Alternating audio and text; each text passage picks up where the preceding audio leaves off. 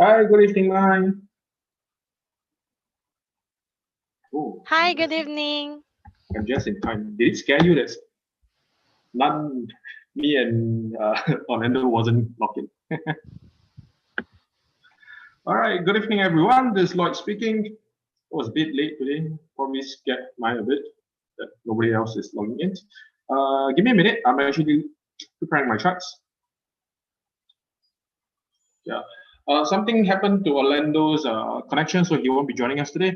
So I'll actually be sharing the strategy I've been trading, breakouts. But today I'll actually be sharing it based on the daily time frame, no longer the weekly time frame. Yeah, so it's nearly December. Might as well just share something a bit new before we actually end the show 3/4 into December. Yeah. So just give you a heads up. If you're on my show yesterday, you all should have heard it already. We will be taking a break towards the end of the month. Yeah. All right. So without further ado, let me share something. No, as in let me share my chart.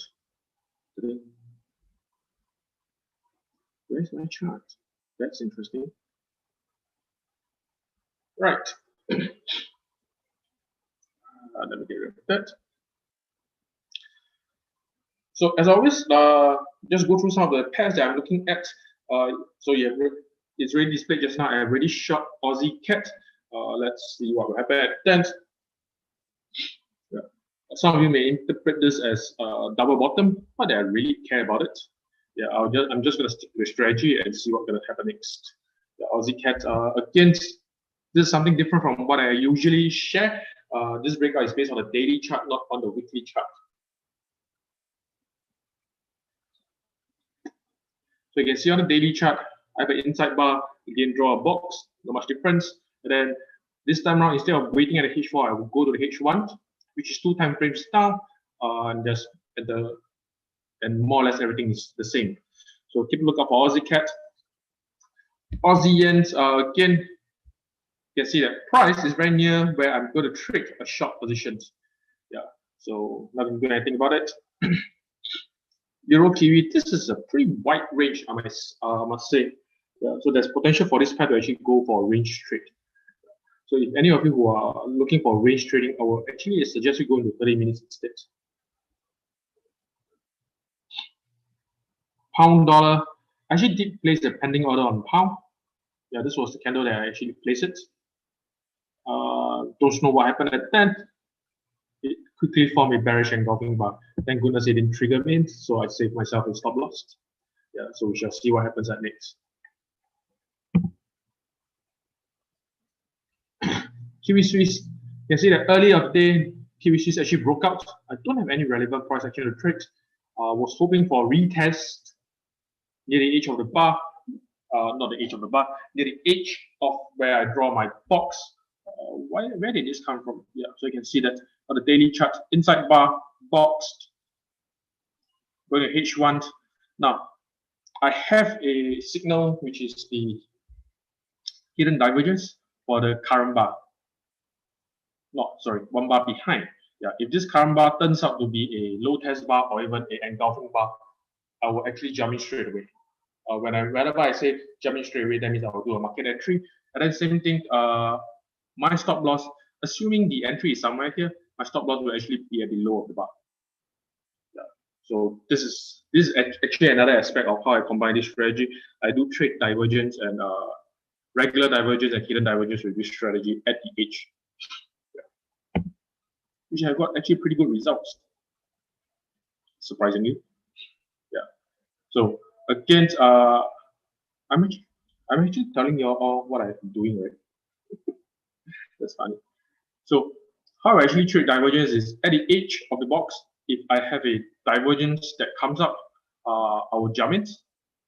Usually I'll aim my TP1 at the midline of the box, and then I will see if I can trade all the way down for a bigger win. Yeah. So so far so good for me. Kiwi Swiss against waiting for a retest, then I can actually jump in, put it another scale in positions. Yeah, I do have another trade at Kiwi Yen, so we shall see what happens next. What happens next? Why do I keep saying what happens next? Yeah. So waiting for a retest, then I can actually happily jump in. Yeah. So on the daily chart, I don't have a lot, which is only these 6 pairs going on. Of course, for a daily chart, usually at the end of the day, if nothing happens, I will actually just erase all and I will see to what new opportunities that I have for tomorrow. Yeah, so this is the beauty of trading the lower time frame per se. Yeah, I know you all rarely hear someone referring the daily chart as the lower time frame, but since I started off this strategy on the weekly time frame, that means my setup is in the past. What I presented to you all was that it is valid throughout the whole week. Yeah, so if I take my setup, the analysis, that means the inside bar from a daily chart, that means every single day I got to refresh the setup. It's troublesome part. The good thing is that then I have more things to look at. Yeah. So as always, for any strategy, the lower the time frame that you go, you will get more trading opportunities. You might potentially get better wins, but the opposite is always true. You will also potentially get more stop losses. Yeah, this is something that we all got to deal with. All right, I shall pause for a minute. I realize I'm speaking a bit too fast. All in all, actually trading the same strategy from weekly and daily time frame, the concept is exactly the same. There's no difference to it. Yeah, I don't see a difference except the analysis is faster. That's all. Yeah, on the weekly chart, I trade on H4, or the daily chart, I trade on H1. Yeah, I don't always trade the analysis on daily to H1, simply because I might not be around the whole day. Yeah, so if I'm around the whole day, then I'll actually trade on daily charts. So if there's any questions, you're welcome to ask them. I'll be happy to answer. Before I move on to what I'm going to share about the currency index.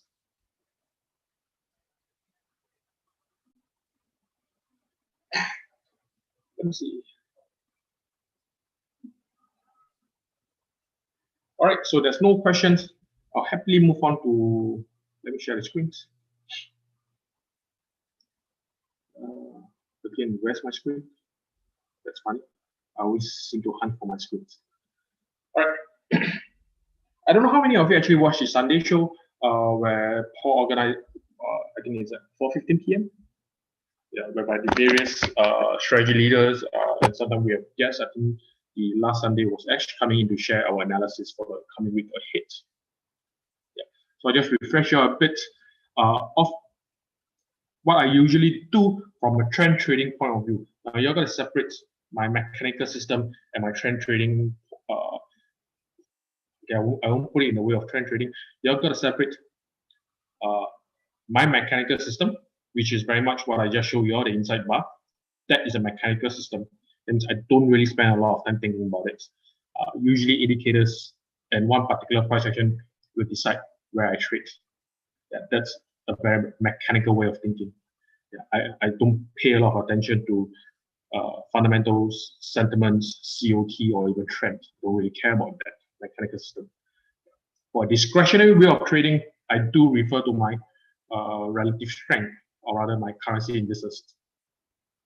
Now I'm going to share with you how I actually pick up trades from here. So just refresh. For the British pound, I do mention that I'm looking for a bounce of the horizontal level over here. Price seems to just be dancing about, didn't really give me any clear cut. Now, Kiwi is the one, I think about 4 of them I actually shared that price is near a strong horizontal level. So I will actually be keeping a lookout for any possible reversals. I've actually been keeping a lookout for reversals since the past 2 weeks. Yeah, just that I don't have a solid entry yet. In fact, I did attempt to enter 3 pairs, which all I got stop loss out. Yeah, I think way too early. That's my fault. Yeah. But nevertheless, I'm still waiting for reversals for some pairs. Kiwi is one of them. So the beauty of looking at currency indices when you mark out a horizontal level, you can see from here on daily chart. Boom. I'm just waiting for price to actually close below 70. Now, on the OSMA, the MACD part, it did actually give me early warning already. So when I look over at the 4-hour chart, we can see that the moment price closed above, the momentum is actually slowing down. Yeah, this actually gives me an early heads up. Now, this is not so obvious as of now. I'll share with you another chart, which is more obvious. So Euro, again, I did mention that price is near 120. Keep a lookout for possible reversal. So what happens at then, if you look at the 4-hour currency indices, you can see that price goes up. At then, the moment it hits 120, this is, of course, a very obvious bearish engulfing bar, which is confirmed by the OSMA that momentum is waning. Not waning, by the way. Waning, dying down. Sometimes I got tongue-tied. Swiss, I was waiting for price to actually go to 111. It did not. Then it gave me a bearish engulfing bar. But again, during my analysis, I did tell you that I did share with the audience is that Swiss is just going to be range. It's going to be ranging throughout. No good reason for it to break up. Biden actually, US President-elect Biden recently twisted his foot. I don't think there's a cause for worry. So nobody actually really cares about that. Aussie again at 74. I did mention that. Keep a lookout for possible reversals. So if you look at the 4-hour since Sunday, so that's Monday bar, Tuesday bar. Look. Wait a minute. Why do I have two lines? Just need to get rid of this. Yeah. So since Sunday, if you mark out the vertical line, the momentum is dying down. So that is an early warning. So whenever the early warning comes in, just I'll have a heads up, and then I'll wait for possible reversal price actions before I jump into any possible trading currencies. Yeah. To me, it's a rather nice way of trading. I try to, not that I slap a lot of indicators on my chart, but indicators does provide some clarity. So this is the clearest one. So again, on Sunday, this is what I say, 77, watch out for possible reversal when you go to 4-hour. Ever since Sunday started, you can see that the 4-hour bar does not have any sort of momentum at all. It's just, the momentum is just dying. No matter where, that doesn't matter where price is traveling to. Yeah. So in this sense, I can say that the price action is actually waiting to catch up to momentum. That's why I choose the OSMA as an indicator for me that I can rely on when I want to spot possible predictions. So remember CAT, right? So I'm going to delve more into CAT later. So yen is really in the middle of nowhere, either waiting for price to go to the horizontal level or the trend line. Yeah, so personally, I'm hoping that price will actually go to the trend line, giving me a bounce. So on the daily chart, you can see that 1, 2, 3, going for a 4th bounce so that I can actually trade yen upwards. Yeah. I don't really have to trade price in the middle of nowhere. Dollar is again another interesting one. It broke, but wasn't a very strong one. Yeah. Again, coming back to retest 92, or it may be a possible reversal. Yeah. So the dollar index is the only one that I can go to the 4-hour time frame, which is a bit irritating at times. Yeah. So if you look at it from what I've just shared, CAT is at the end, if you follow my train of thought, CAT is the one that I actually wanted to short. And the MACD has already given me a heads up that I should short the Canadian currency. Yen is in the middle of nowhere. Possible long, possible short. Dollar is the one that I'm hoping that it will bounce off at that point of time. Yeah. So all the rest are actually not a good candidate for me to look for to trade against the CAT. I'm trading cat short, so the other should be long or possible long for that. Pound may be a candidate. Kiwi is definitely not. Euro is definitely not. Swiss is definitely not.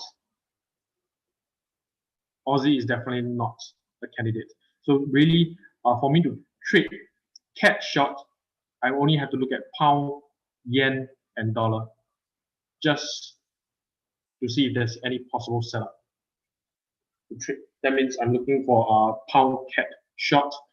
I'm looking for cat yen short, and then dollar cat long. That's about how I actually choose what to trade at that point of time in terms of discretionary trading for price action.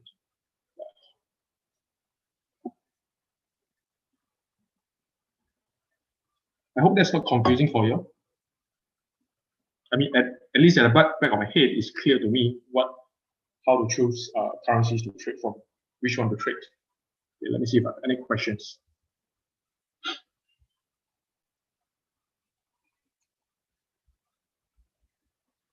Hi, Dennis.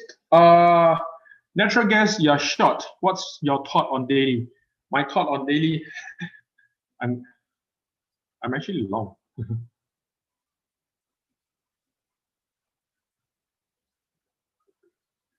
Why did I delete my natural gas symbol? So let's look at natural gas. I guess our chart should be pretty similar. Let me share with you something else about TradingView which I like. I don't know how many of you has actually been coached by me. There was someone in the past that says that tells me like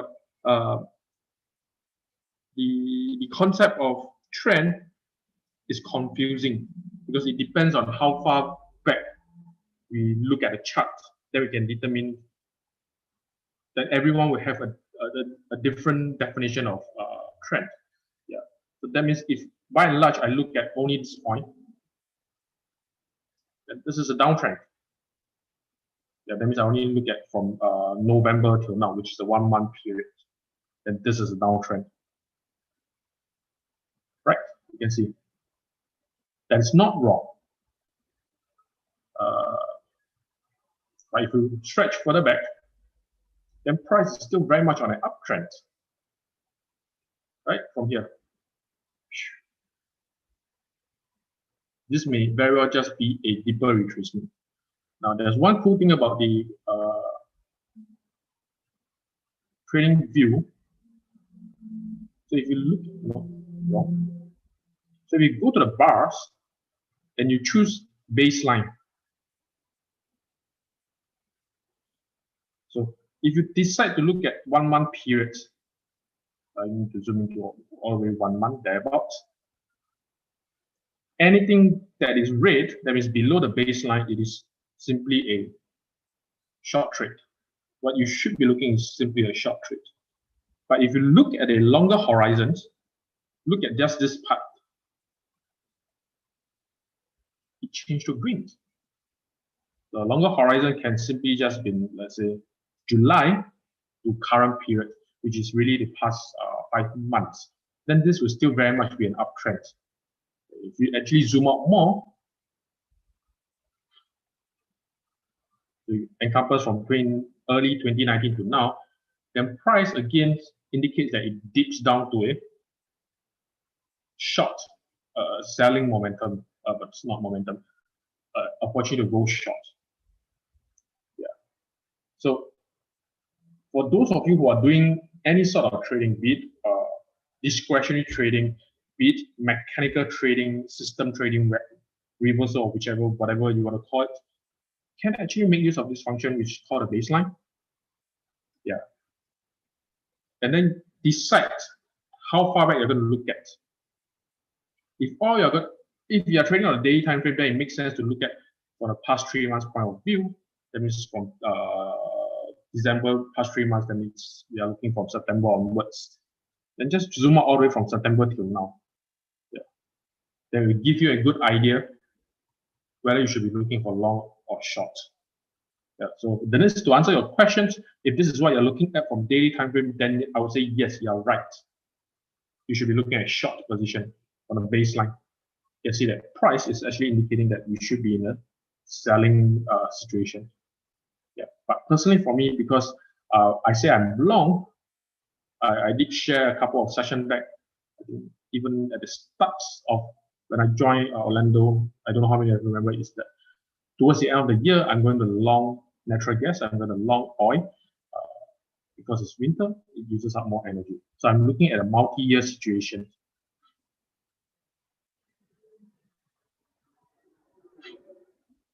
Oh shit, that's not a very good illustration. Oops, I feel like I'm stepping myself on foot. Just to make myself feel better, I'll put it this way. Yeah. Towards the end of the year, usually I go for long regarding to energy. Yeah. Is any of you actually confused what I'm trying to show with this baseline thing at TradingView? Yeah.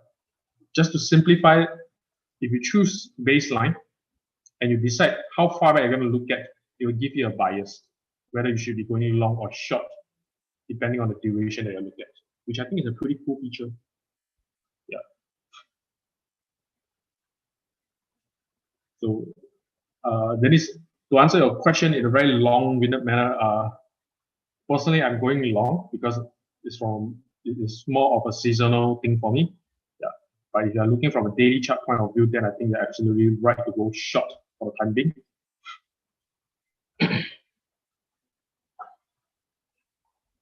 Right, hope that answers.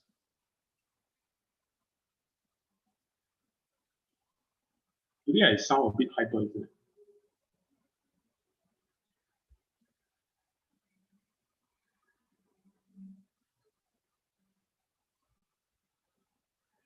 All right, so that it is for everyone. I hope today you don't care about my analysis. Not that you don't care. I mean, this is something which I personally find fascinating.